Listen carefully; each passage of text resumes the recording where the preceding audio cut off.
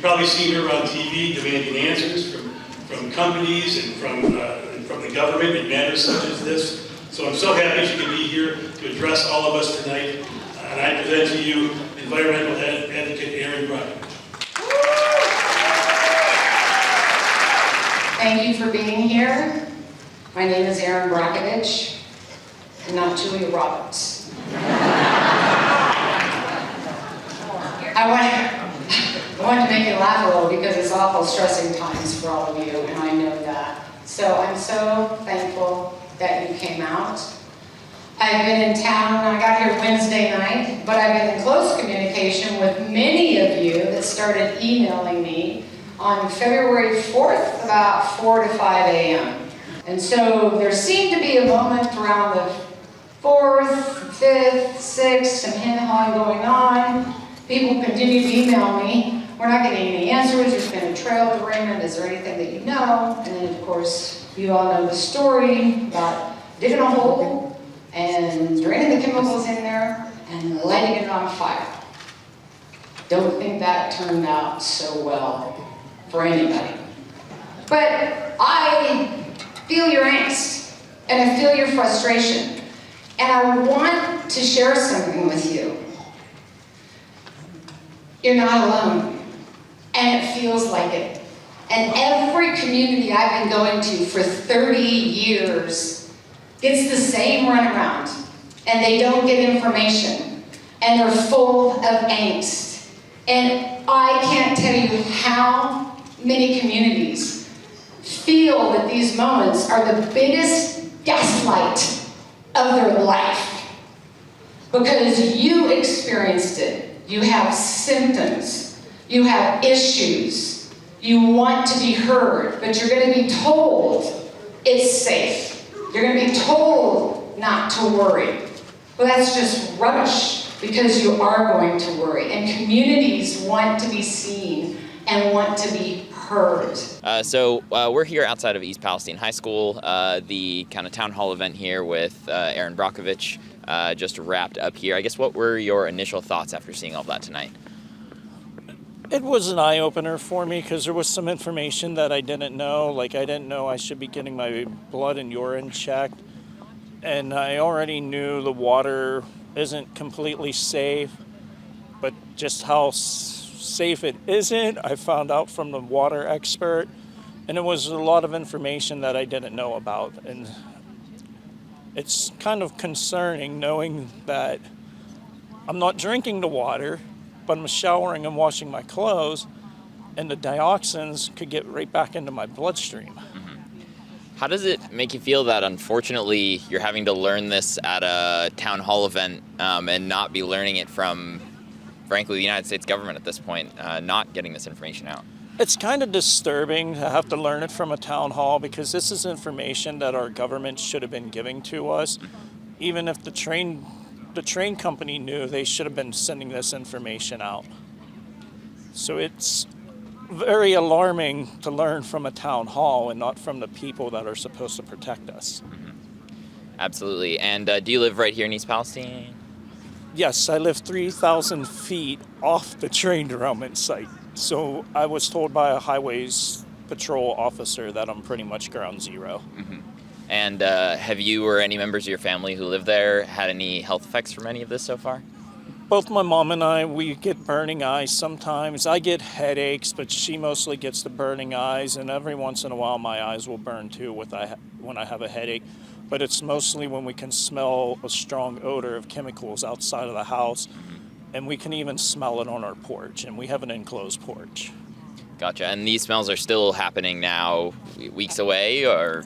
Today is actually the first day that we haven't smelled an odor of chemicals outside or on the porch or even in the house, and since before the train derailment.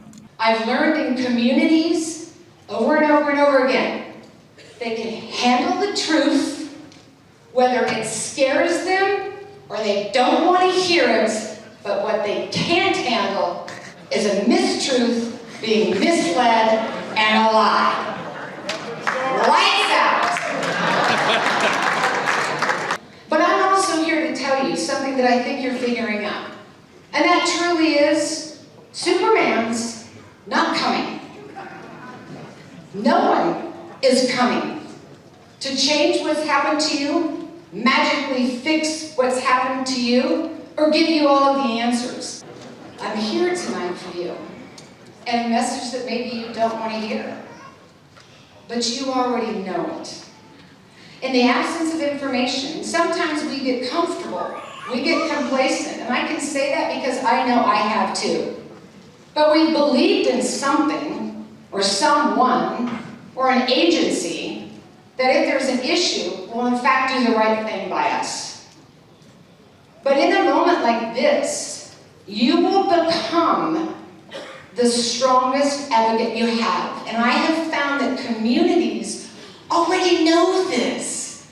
I've done this enough times. This is not my first rodeo. And I will tell you, you have to band together. Don't expect somebody to give you the answers. Unfortunately, this is not a quick fix. This is going to be a long game. And I want to share with you tonight that the moms of Flint, Michigan, who went through so much, came all the way here tonight to help the moms of East Palestine organize. And so Melissa Mays, will you all stand up? Are here tonight from Flint in support of you. We're here in East Palestine, joined here by Melissa Mays, who, if you're a Status Coup watcher, you've probably seen Melissa before. This is our first time meeting in person, although we met virtually recently. We just wrapped up the town hall here where Erin Brockovich spoke, as well as several other experts with East Palestine Justice. Do you want to, I guess, talk about what you thought of the whole event tonight? And I mean, you just got into town here. What are your first impressions? We got in last night, myself and Naira Sharif from Flint Rising. We got in late last night, and we got all unpacked, and we're staying just a little bit outside of town in a hotel. And one of the first things that happened was I got a nosebleed. So that was a great welcome to town. But we've been speaking with Ashley McCollum, one of the residents here, and she kind of gave me a warning of what to kind of expect. So we were trying to be careful and cautious. It just kind of caught me by surprise, because usually I get that when I'm at home and we have a lot of chemicals in our shower. So the steam, usually the chemicals will give me a nosebleed. So that was an instant hello to hear. So it's not great, not okay. The town hall tonight was wonderful, because this was something that helped us in Flint as well. Legal advice, telling us what we should and shouldn't expect, but also hearing from Erin and Bob Bowcock, who, if you ever hear science come out my mouth, he's responsible for that, because my background's in PR and marketing and music, not water chemistry and all that. So he gave the residents a straightforward, this is the good, this is the bad, this is what we're going to look for, and letting people know it's not an overnight fix. And it's unfortunate, because we're going to have more Flints, more East Palestines, more Benton Harbors, more Jackson, Mississippis, until we fix this, corporate mindset of profit over people, and that's, running government like a business, and then allowing corporations to run our government. So so the residents of East Palestine are in for a huge fight, and a long fight, but they're not in it alone, and that's what we want everybody to know. Absolutely. I had the pleasure to actually get to sit down and chat with Bob earlier today. We did an interview with him. Some of the stuff that he said, there was another town hall that was community-led last night in town as well, both from this town hall and last night. Residents were getting a lot of information that, frankly, they were not getting from their government, including, information about chemicals and dioxin in particular. Dioxin, there hasn't been a single dioxin test done by the federal government, the EPA at the state level. Any federal agency contractor has never tested for dioxin. Yet, everyone here is told your water is fine, your air is fine. You can say that we haven't found it when you're not testing for it, just like the bacteria in Flint. So we had to bring outside folks in. But then what will happen is they'll catch on and they'll test for it once they're pretty confident that it's dissipated. So that's what's going to happen. Then it's in the bodies of the people living here, and the animals and the soil and all that. So that's what's going to happen. They can't say that something's there if they don't test for it. And it's just playing the ignorance card, which I don't know, when you were a kid, I don't know, and I didn't see it, and playing ignorant, that's not a legal excuse, but they sure use it in our government. So it's the exact same thing, and it's the same playbook, which is why we felt it was so important that we actually come down here to talk to the folks, to let them know it's the same playbook. It might be a slightly different thing, slightly different type of city, but it's the same thing. You know, the people get poisoned, the corporations and the government lie about it, they cover it up, tell people you're crazy, so they're going to deny, and delay justice, and they're going to tell people, oh, no, it's just all in your head, because they've already been telling residents down here.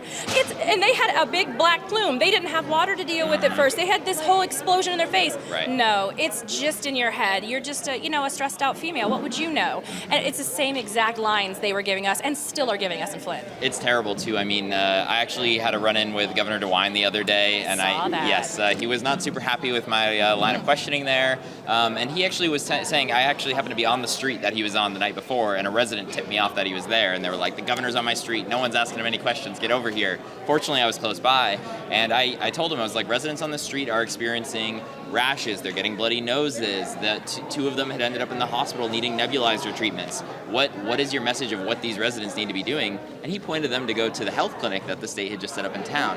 Now, the ridiculous thing about this is the health clinic that was set up in town does not offer any testing of urine or blood, does not offer any diagnosis of any kind. They don't offer any prescriptions or treatments of any kind. They essentially are offering a place for you to go talk to then refer you to go see your own doctor.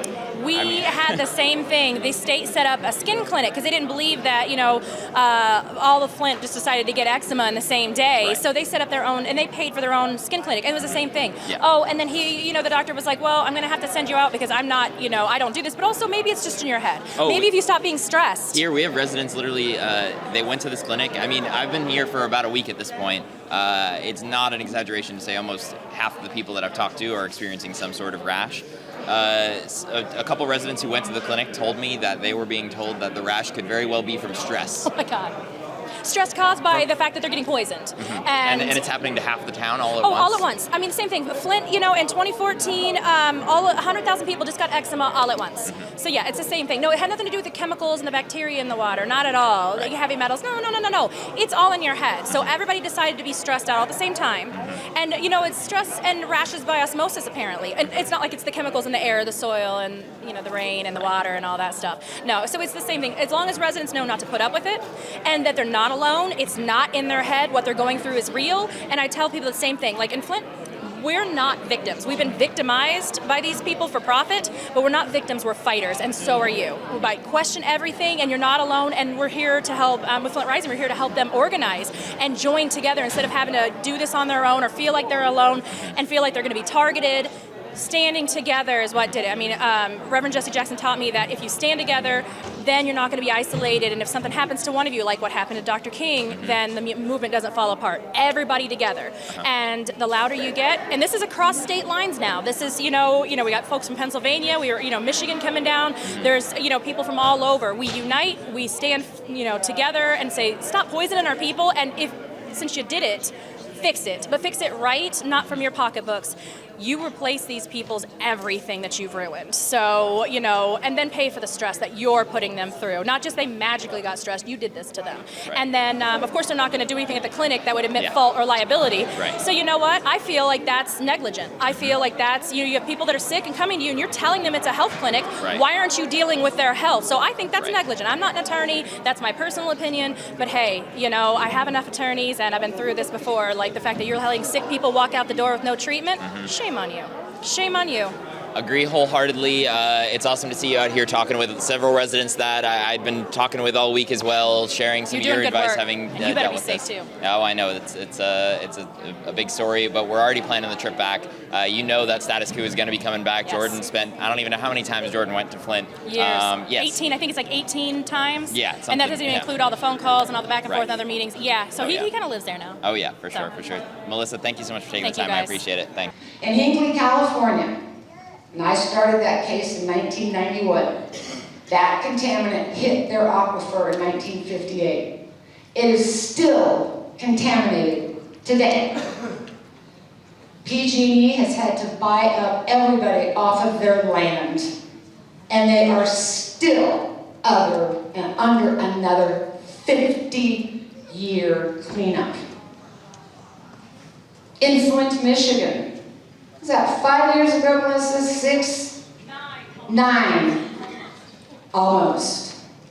Still today, they are still fighting for information. They're still fighting to get service lines in, and people are still drinking water contaminated with lead. We still see ongoing effects from the BP oil spill. In Leroy, New York, where they had a train derailment decades ago. We were up there about 8 years ago. A group of the girls are getting sick. And we find out, still, the groundwater and the well water is contaminated today. There's a moment here for this community and for all of us, and it's a teaching moment. We cannot afford, agency or company, to continue to kick the can down the line. The hazard of train derailments, while it may be new to this community, it is not a new phenomenon.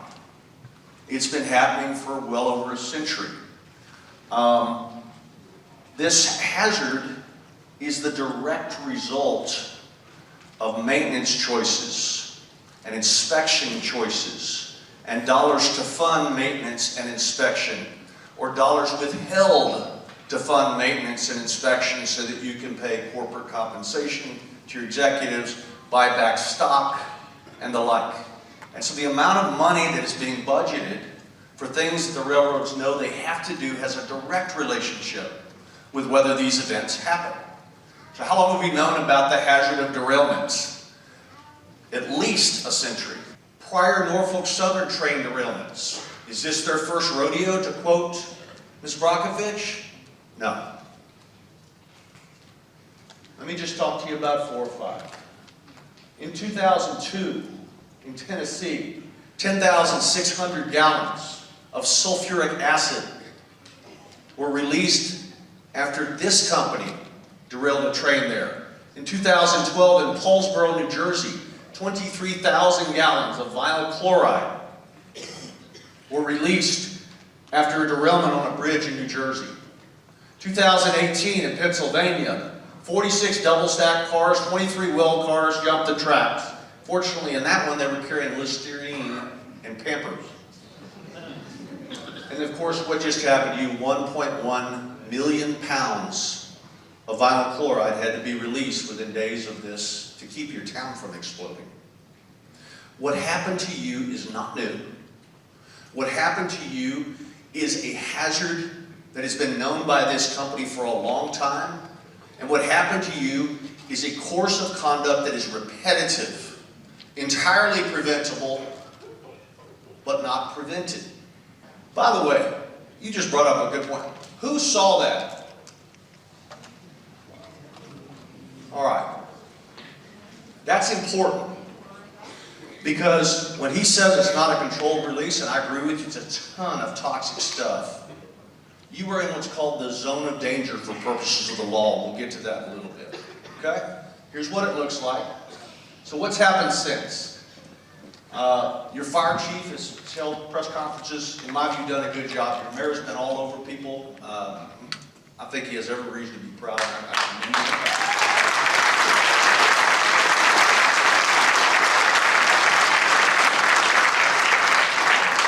I met him in the back, and I was laughing with him. I said, you know, that day that you jumped all over Biden for being in Ukraine instead of being here? I said, I just know Buttigieg is going to meet us here.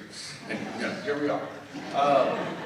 Both the governors, the Ohio governor and the Pennsylvania governor, from different political parties, have come together to provide information to their constituents, and I think they deserve to be somewhat commended for that.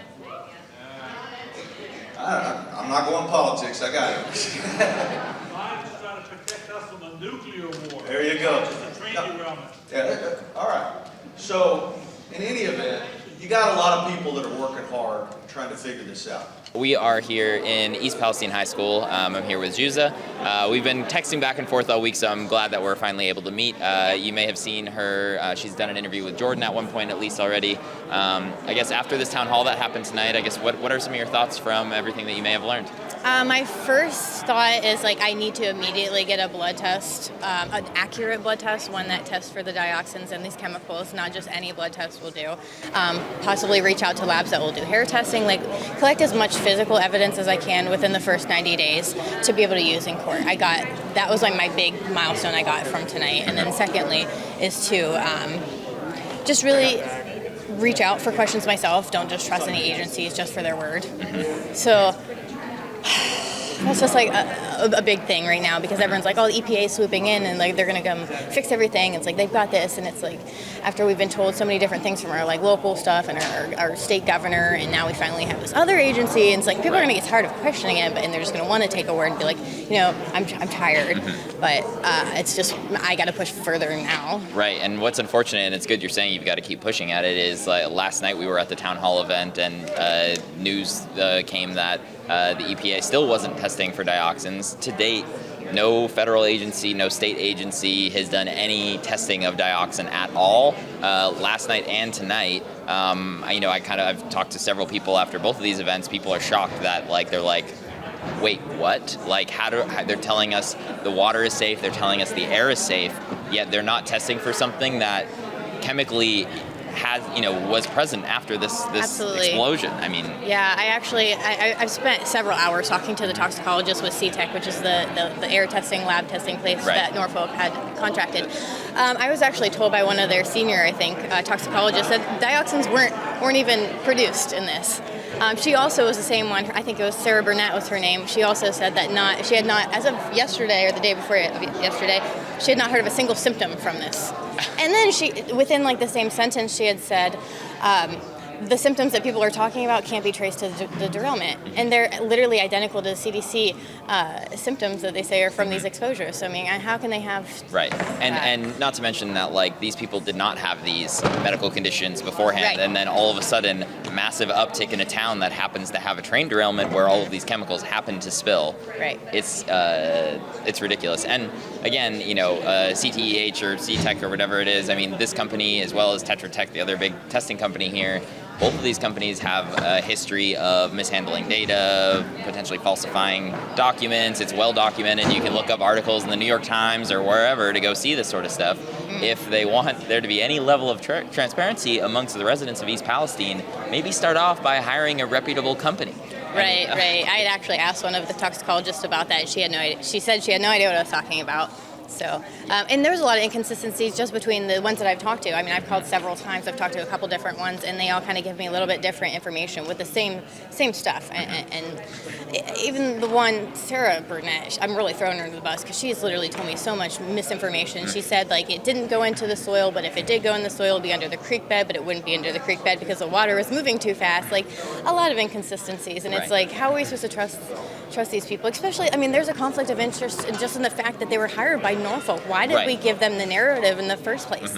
And then unfortunately they're hired by Norfolk, they're hired, this other contractor, CTEH, and Tetra Tech, again, hired by Norfolk, hired by the EPA initially. The government is just relying on information from them.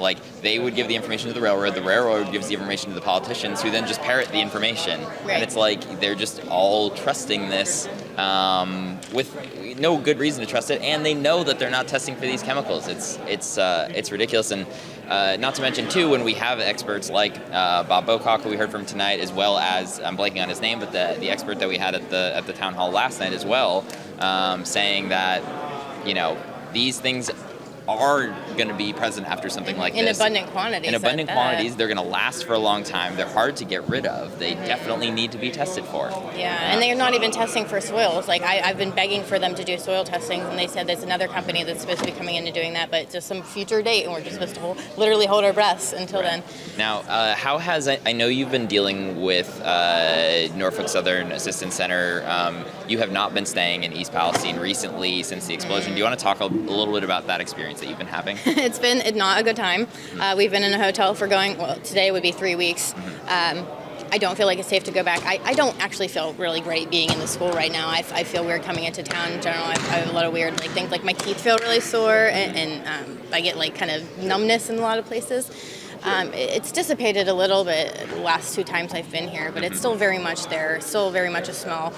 So I don't feel safe coming back. It's been really hard staying in a hotel because, I mean, I was out of work for 2 months before this even happened. I was literally supposed to start that week. And then not a lot of people just have like the funds available to be able to just like buy everything all over again. In Norfolk, they were reimbursing us for what we had spent personally until their company tested our air and they said, yep, it's fine. I literally was like gagging walking the front door. I couldn't go in. I was crying because I said, there's no way nobody else is smelling this. I was like, this is insane. And correct me if I'm wrong, you've got children or one child Yeah, at I least? do. and it's- I have mean, a son. He's asthmatic. He's got allergies. He got violently sick the night that it happened. We had to evacuate because we tried to shelter in place because we were right about that mile marker. We were closer to the school, which was an evacuation center at that first night. So we thought we were okay until he woke up puking everywhere and shaking, and it was just awful. He was gasping for air, asking for water. So yeah, I definitely don't feel safe going back, even if they tell me my air is safe, which clearly doesn't smell safe. I mean, it's even the cleaning company who Norfolk also hired that are deodorizing, sanitizing hazardous chemicals without a hazmat certificate. They also said my house reeked. They said most houses smell like ammonia and chlorine, which is like, I mean, they're the ones going into all this stuff. And I was asking them, I said, do you have an insurance clause for yourselves? Because this isn't okay. And what drives me nuts about that whole situation too is like I've talked to several residents who've used them and they're telling people, yep, you can go in, you don't need to wipe anything down anymore. I was doing an interview with someone, he's like, yeah, like they told me all of this food and stuff over here, like I don't need to wipe it down or anything. Like, see, they weren't even wiping stuff down, but I mean, the toxicologists are also telling people that this stuff doesn't settle. It doesn't have residue. That's what they've been riding that since day one. Which is the opposite of what we're hearing from and look at folks CDC. that are, I mean, I was like grilling them. I said, where do you get your data from? And they were like, kept going back to the CDC. I was like, well, the CDC says something different than what you're telling me right now. Yeah. I mean, and they just kept giving me this roundabout. They were throwing like science words at me, just cycling around like the words, hoping I would like lose track of what they were saying or something. But I mean, I was keeping notes. Well, I guess, is there anything else that you want to share with folks outside of East Palestine that you think should be getting out there? That Absolutely. might not be? Yeah, absolutely. My son's grandmother, she's also immune compromised. She's got a lot of lung issues and stuff. She's over the border. She's about 15 miles away in Chippewa. We actually had to evacuate after the burn. That same day after the burn, a couple hours later, we saw that black cloud of toxins come through Chippewa, and I saw her face drop, and we all evacuated at that point. And she's believing everything that the government's telling us right now. So she got it in her head that it's fine, and she's just adamant against it. She's in denial, really. But I'm very much worried for them because I saw that cloud in Chippewa, and she's developed a cough since then. A lot of other people in the area developed a cough, and some other issues, all the same issues that we've been having. Right, we interviewed a resident who lives also about 12 miles away, and she's had all sorts of symptoms. Yeah, as well. I've been hearing, like last night at the meeting, there was a girl from Lisbon who said that she literally saw the fallout 15 miles away in Lisbon. So I want people to take note of like their bodies and the smells and know that it could be very much that, not just blow it off for something else. Right. And everyone's saying like keep this for EP residents, like this is our problem, like let us have our help. But I mean, this is way bigger than East Palestine already. I mean, it's already been found in the Ohio River, which provides water for 5 million people. It's been found they're having issues in Canada. I mean, there's a lot of agriculture here. All that corn, all these animals, it's going to go into the food chain all across the country and other countries. This is already bigger than us. So I think it's important that like everybody be aware, not just think, oh, that happened in East Palestine, it's isolated there, And not to mention, this could happen in insert your small town here, basically, across anywhere in the United States where there's train tracks, and I can say that there are many. Zhuzha, thank you so much for taking the time. I really appreciate it. And it's nice to finally actually meet you after texting back and forth. Yeah. Thanks for being out here. Yeah. And Bob, would you come up and just tell him a little bit about yourself, and then I want to show a video he shot today. Thank you, Michael. I realize that this meeting tonight is about you guys getting a lot of questions answered, so I'm going to be really, really brief. I've served as a water master appointed by the Superior Court in California for over 25 years. I traveled around the country. Erin and I have been in over 500 communities just like this one. This is a pretty tough situation you find yourselves in. What makes vinyl chloride very, very difficult to work with once it's in groundwater is it does not adsorb to granular activated carbon. All carbon chemistry usually absorbs to carbon, and you can take it out of the environment, you can take it out of the water. Vinyl chloride, not so good. It doesn't work like that. In Leroy, they lost about 30,000 gallons You've already heard here, you guys are up over 115,000 gallons. Okay?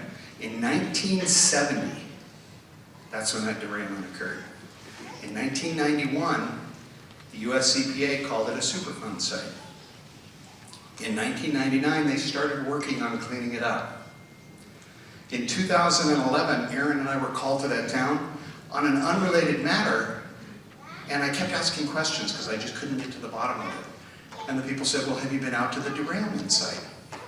And I said, no. And we went out there, and we pulled back the bushes, and there were 250 55-gallon drums of the contaminated soil that the EPA contractor had extracted, put in the barrels, and put in the bushes and allowed to rust out in 2011. Okay? So you ask yourselves, how quickly, the EPA comes out and they say, we're going to hold them accountable. They're going to pay for everything. Do you know when the groundwater plan is required by the railroad? It's Lehigh Railroad. It's not the one that's associated with this, but Lehigh Railroad's plan, you know when it's due to the US EPA? August 2024. So don't expect things to happen fast. You have 5 groundwater wells in the park down the street here, various locations around the park that go to your drinking water system. When I first looked at this, and I had consultations with some of the people with your water department, and I said, you're probably looking at 6 to 12 months for it to migrate from the spill site over here. I can tell you today, that is not the case. It is as if you have a whole bunch of channels and moats around this community. The drinking water wells are right behind this creek that they're aerating. The contamination has already migrated here and is going down. I've read over 2,500 source water protection plans that have been written by community drinking water systems around this country. I've never read this line.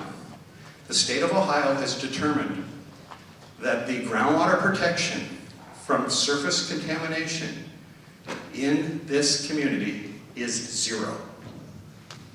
It literally put a 0 in the paragraph. I've never seen a 0. I've seen 5 feet, 10 feet, this time frame. You guys are 0. So if this aeration is taking place today, you are already in a situation where the community drinking water system may become contaminated. So we're here right now with Bob Bowcock. We are in East Palestine. Status Coup has been here all week reporting on the absolutely horrific events that have been going on. Bob works closely with Erin Brockovich. He's an environmental investigator. Thank you so much for taking the time. I really appreciate it. We'll start off with what's behind us here. We've been kind of talking about these sorts of water pumps and aeration devices all week. Both myself and John Farino, who was here with me for most of the week, have been trying to get some answers on these. You seemed pretty shocked when you got here and saw what was going on. Can you explain a little bit about what we're seeing here? Well, like I've been saying all along, as the investigation unfolds, I really am beginning to believe that they're taking a really bad situation and actually making it worse. Now, in this area here, what they're doing is they're aerating the water. So vinyl chloride, which is one of the chemicals of concern, but there are many other chemicals of concern, but the vinyl chloride is a volatile chemical, and so when they throw it into the air, it will separate from the water. It's aerated, and it becomes part of the air, and then the sun will ultimately, and oxygen, destroy it. Oxygen is very good at destroying vinyl chloride. The problem is the vinyl chloride's actually gone down. This is probably one of the most porous places for water from these creeks to get into the groundwater. And this is the groundwater supply that is the drinking water supply for this community. The community has 5 groundwater wells, and those 5 groundwater wells were identified by the state of Ohio as being very transmissive, meaning that this water that's in this creek can end up in those groundwater wells in literally days. That is what causes me so much concern about this. I was anticipating that the rail spill site, which is a good mile from here in the, I believe, easterly direction, that it would take several months for those chemicals to transmit to this direction. So in fact, what we're seeing here is a complete circling of the community. So you've had the rail spill over there that went into the creeks brought it here. These creeks literally encircle the entire community.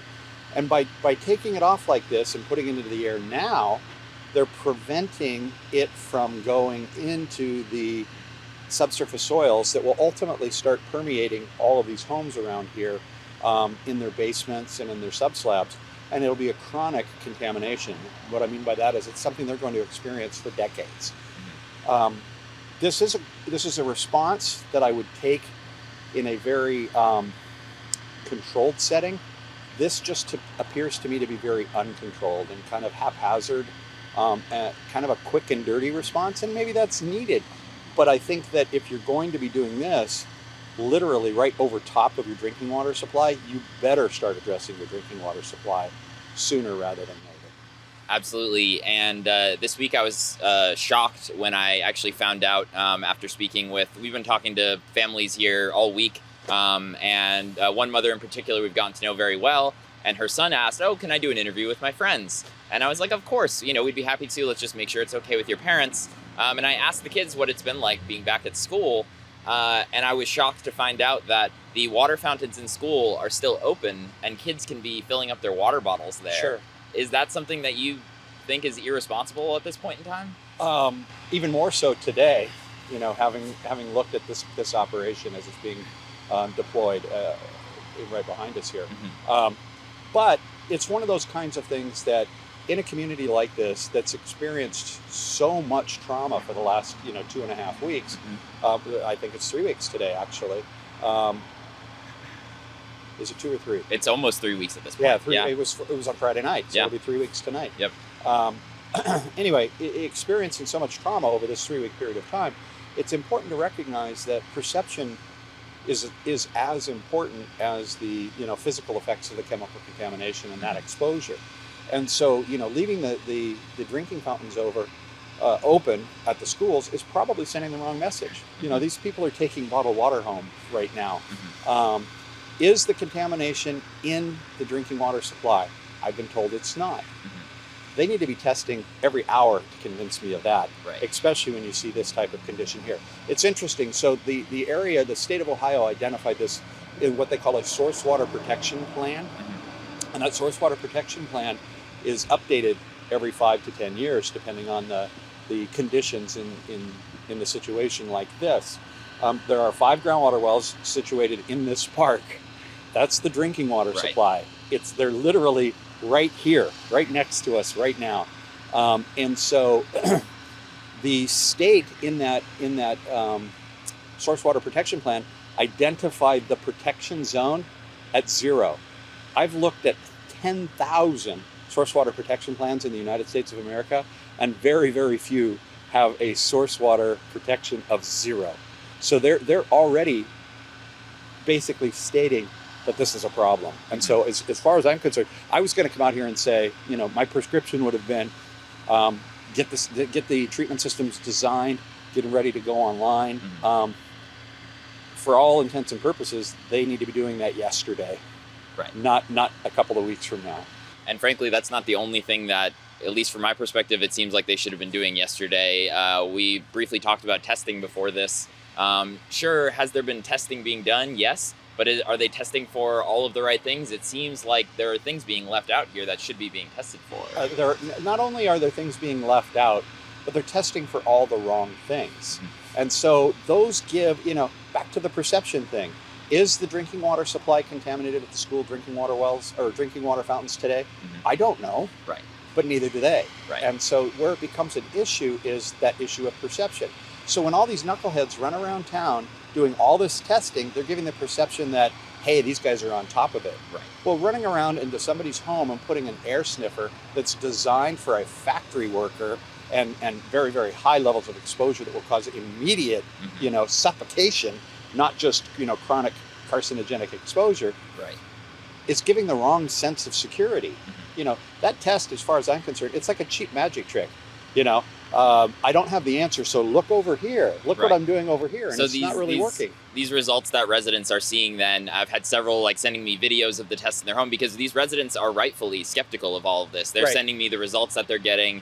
Everyone's getting the same result of 0. It's 0 or less than whatever so you're saying even the air tests in people's homes, Yeah. folks should be Back, concerned back, about. back to Yeah. that perception Right. situation. This is a traumatic event.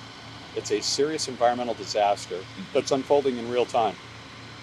It's great that they're running around town and convincing people that everything's fine and you're safe. Right. That's perception. That tells me something's going on, or they just like to waste a whole lot of money on contractors. And I can tell you as well, I mean, we've, in the week we've been here so far, we've followed these creeks downstream. There are more of these downstream, and even when you get further downstream, at a certain point, it gets difficult to see any chemicals in the water. But we're seeing chemicals in the water more than a mile away from this still. When you're doing, you know, trying to stir up anything on the bottom, we're seeing this sort of stuff kicking up. So what they're doing here is, you know, potentially doing something, but it's not making these things go away. It doesn't seem like this is a problem that you're going to solve by just spraying this into the air. I don't know. Now, I can get real scientific with you, and it goes back to that issue of perception, and I don't want to give the wrong impression. There are serious amounts of chemical contamination in these surface water bodies today, okay? But when we go around and we start, you know, scraping dirt, we're releasing anaerobic bacteria that will give the same visual impression as an oil slick. Okay. So it you know, my colleagues in science are going to, you know, call me out for BS at the same time. And what I want to make sure you understand is those types of things can exist. You know, bacteria is our friend. The bacteria are actually consuming and eating some of these contaminants. Unfortunately, they were hit with so much so fast, and then the fires, and then the water from the fire extinguishing practice and other activities have overloaded even the bacteria, so they're not doing their job right now, which would be to consume some of that contamination. So there's a lot of different things going on.